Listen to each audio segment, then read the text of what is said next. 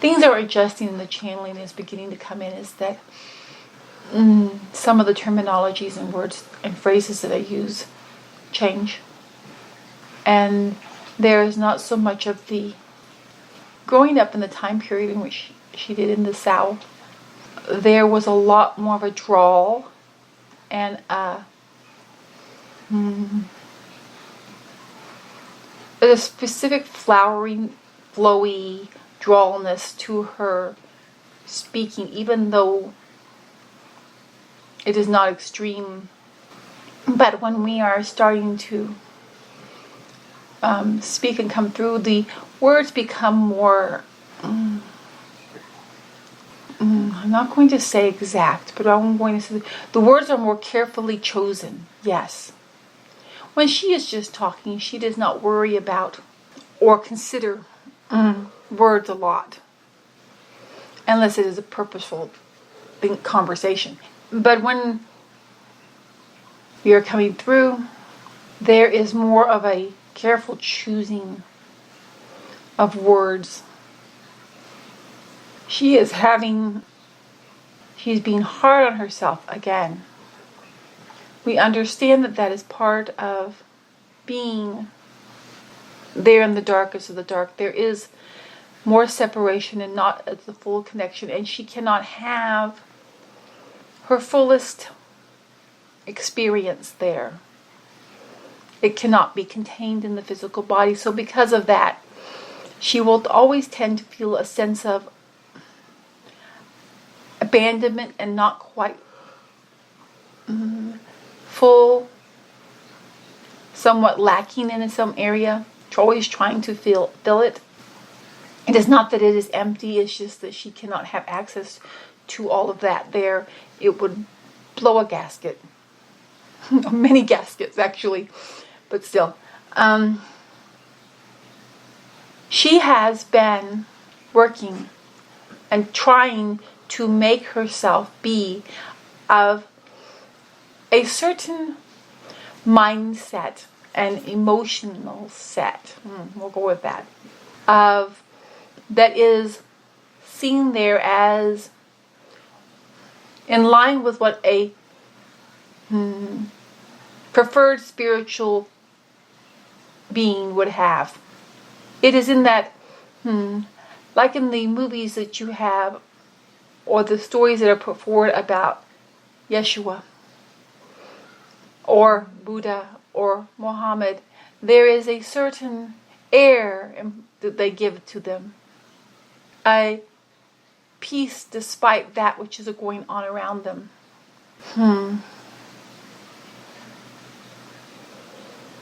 There is that which connects to me, and there is a peace and serenity and a knowing of love that exists when you are in unison and in harmony with me. But the idea of being in this state, despite what is going on around you, as being a preferred state to be in, it is a blinded state. It is a putting on of the rose-colored glasses and not being able to see clearly that which is around you and what is going on and experiencing. This is not necessarily beneficial to limit yourself purposefully, because you do not want to. It is like the taking of drugs so that you do not feel the pain. The pain is there to tell you something. If you do not feel the pain, then you are not listening to what it is telling you. The putting on of the peace, happy, is sometimes used as a drug to hide what needs to be seen. Those ideas of spirituality are infectious, and not only that, they are uncomfortable. So having those ideas about something that is uncomfortable encourages that path to be sought. It is beneficial that if you become overwhelmed by uncomfortable emotions, feelings, sensations, that you quiet yourself and allow yourself to center and see them clearly. But it is to center and see them clearly. And there's other thing that is very frustrating, especially to her. The not judging. If you do not judge, you're an idiot. Because it is wisdom to come into a place that divinity is telling you is uncomfortable because something is not in line with divinity, and to say, I'm judging, I am recognizing that this thing is not in line, and therefore I am going to move away from it, and I do not encourage it to remain. That is a good thing. That is a wise thing. And it has also been held out that there should not be a judging of what another does. That is also, we can see is very complicated there, because there are so many that are not moving in divinity, and some that are moving toward divinity, but their paths are bumpy. And it is hard to know at a single point whether one is moving away from or toward divinity. It is so hard for you to be able to see this clearly in that dark denseness that is there. And so we understand the wisdom of not coming down hard on someone for a specific action because you do not know the path they are on. That is somewhat true. But if what they are doing is outside of divinity, and you know whether it is outside divinity or not, it is beneficial for you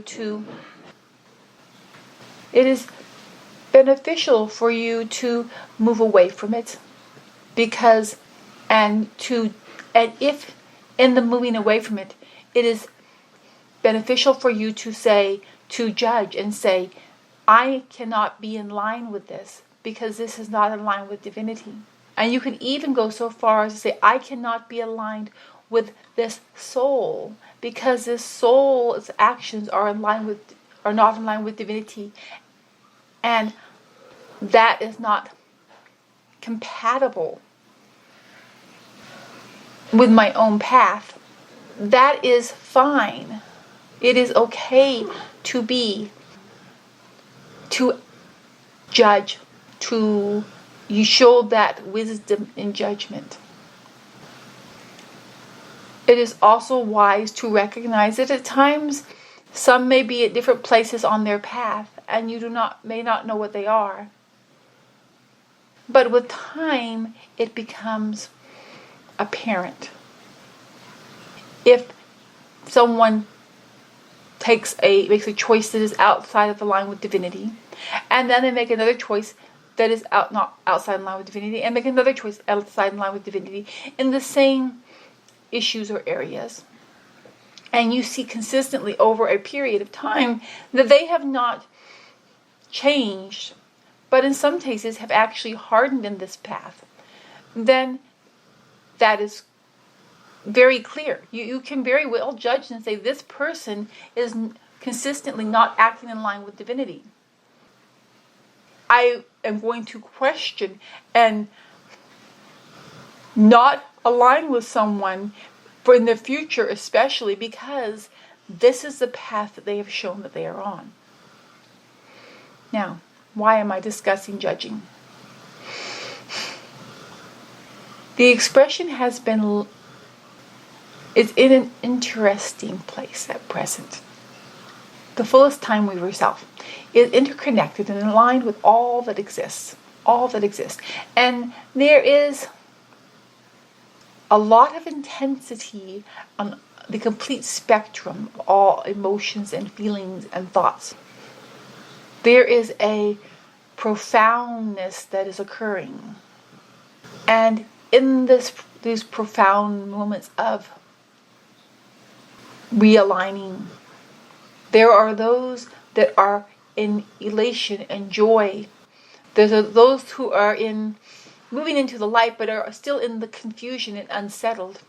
And there are those that are ceasing to exist, and as they do so are going into mad insanity. These are heightened more so than before, because these are in many cases what you may call a final judgment. There is no I will work on this later. The souls know it, as well as the other beings. She is picking up and is aware of this. It is profound tsunamis are moving through her. The bringing of those into the singularity is not simply the soul into the singularity and then that is it. There are profound reverberations that are many times going through her and bouncing around. As things become cleaner and clearer and better, it will not always be coming easier for her, because she must experience and be aware of, not really experience, but yes, there is an experiencing, because she's tied into going into this singularity. Also, we will try to explain this, especially for specifically this only applies to weavers, which are connected to all. As those threads of each being that is created, there is a potentials, possibilities, inspirations of that soul, and this is actions, interactions. This is there is no word for this specifically, but these are what the weavers weave, always balancing all that is divine into the mandala. As a soul or a being is brought into, or being brought into the singularity and coming to the point of non-existence, that soul's thread ceases. There are no longer any more possibilities or paths for that one. And in fact, it's not just that it's like cut off. It pulls back so that their thread, we're trying to think of, it's not really disintegrate. It pulls back and disappears in a way. These are the best words. Not exact, but the best words we can find. As this happens, the weaver is feeling the loss of paths, opportunities, not just for that individual, but for all the ones in which that individual interacted with. It affects their paths. And it is pulling back in upon itself of the mandala at times. The mandala of creation is always expansive and growing, but as ones are brought into the singularity, the mandala experiences a pulling back in on of itself and a disappearing and a loss and a little bit of a sadness occurs. A lost sadness. As though your favorite toy does no longer exist. It is sad. It is depressing. You cannot play with it anymore. It hurts. Will you move on and have a fuller and bigger life? Yes. But that moment when the toy is no longer exists, it causes pain and suffering and sadness of loss and grieving. The expression is only experiencing the limited degree of this. She is getting the reverberations of it, but the weavers are having a difficult time. But the difficulty is not, but they are wanting this. They are requiring it, because the only other option that could have been would be a this happening to everything. So it is sad that they may have to get rid of or lose some of that which they hoped for and loved. They do not want everything to be gone. Their love could not handle that. Their divinity could not handle that. In this pain, in this anguish, in this sorrow, in these moments that would be experienced, the weavers may, especially the expression, not so much the weavers, but the expression especially, because the expression is living in the darkness and separated. She will tend to complain, lash out, and say, why are you doing it this way? And we are listening, and we are moving and acting. If we were to move faster, that which she is feeling would be even more intense. And she is already finding it difficult to move in that which she is experiencing. This is not a comfortable process for the weavers. For the souls, there may be some discomfort, but then it is quickly brightened and enjoyable, or you do not exist, one or the other. But for the weavers, it is not that. It is in intense love that they are doing this process for you. That is why she is dealing with all these things. And she is transferring those feelings over into what she is experiencing there. And assigning those feelings to the experiences of there. And she's saying, I cannot get things figured out. I cannot get them to work. Paths are disappearing. And to a weaver, there is nothing more terrifying than to see paths disappearing. Choices, options disappearing. Coalescing. We understand, and she can please continue to speak freely. Do not beat yourself up for your expressions, for we understand them and where they are coming from and why they are being said and why they are being felt. Please do not hold back or shame yourself for them. We cannot give you a specific, exact point in time where it will come to completion. There are still souls that are making their choices in line with the assistance that is being given them. I'm saying this very specifically because all assistance and opportunity is being given to them in the way that they personally would most benefit from it. If they resist the help that is being given to them or the assistance that is given to them, it is not because they are just scared or don't understand. These souls know what is happening. We are talking about the souls, not the personal part that is on the earth. There is a soul issue going on. And we are assisting each soul individually as is best for that soul in their best situation. But many souls are determined to stay on their darker paths and to cause as much harm as possible. These are being dealt with as soon as it becomes evident that there are no more paths of lights before them. But this is a process.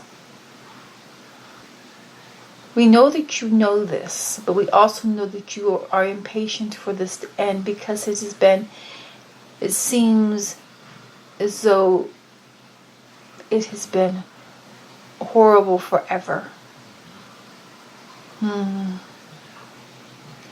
when you have a migraine, each minute, each hour seems like forever because of the level of the discomfort.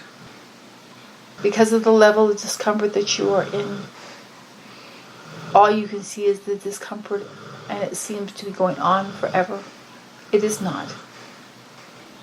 It is okay if you complain to us. Don't feel that you are doing anything wrong by complaining. Be okay with that. We are a very open family. You do not have to hold back anything or pretend anything. We already see it clearly. Even if you did not say it, we still see it clearly. So just let it be. Just go with it. We will support you and help you.